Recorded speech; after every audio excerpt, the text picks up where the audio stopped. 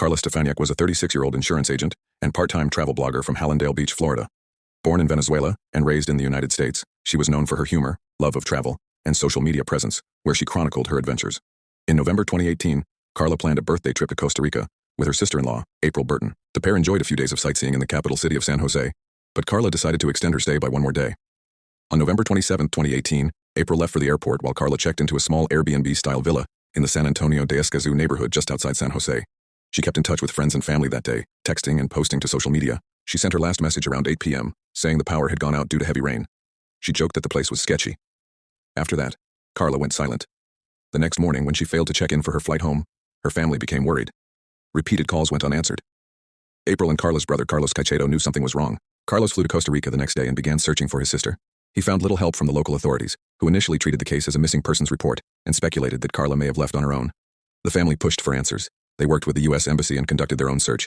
A break came on December 3rd, 6 days after Carla vanished. Her body was found half buried and wrapped in plastic bags near the back of the property where she had been staying. The discovery confirmed what her family had feared. An autopsy revealed Carla had suffered blunt force trauma to the head, neck, and limbs. She had been stabbed in the neck and arms and showed signs of strangulation. Investigators quickly focused on a man named Bismarck Espinoza Martinez, a Nicaraguan national who worked as a security guard at the villa. Martinez had claimed to police that he saw Carla get into an Uber around 5 a.m. the morning of her flight. But investigators could find no evidence of a ride, and the official Uber record showed her last completed trip was the night before, when she was dropped off at the property.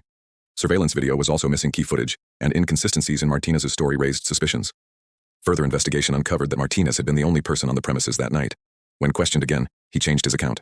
Forensic evidence sealed the case. Carla's blood was found inside the room and bathroom. Authorities determined that she had likely been attacked late at night, shortly after her final messages, and her body was disposed of behind the villa. On December 4, 2018, Bismarck Espinoza Martinez was arrested and charged with her murder. His motive remained unclear. Prosecutors believed he acted alone and possibly attempted to sexually assault her. His history showed no prior criminal record, but his behavior that night was described as predatory and opportunistic. The case drew international attention and raised concerns about traveler safety in Costa Rica. Carla's family criticized the Airbnb property for lax security and misleading advertising. The home was advertised as a luxury stay, but had only one on-site guard and no emergency protocols. Airbnb eventually removed the listing, and Costa Rican officials vowed to re-examine safety standards for tourist accommodations. In 2019, Bismarck Martinez stood trial. Prosecutors presented the forensic evidence, inconsistent statements, and physical injuries found on Carla's body.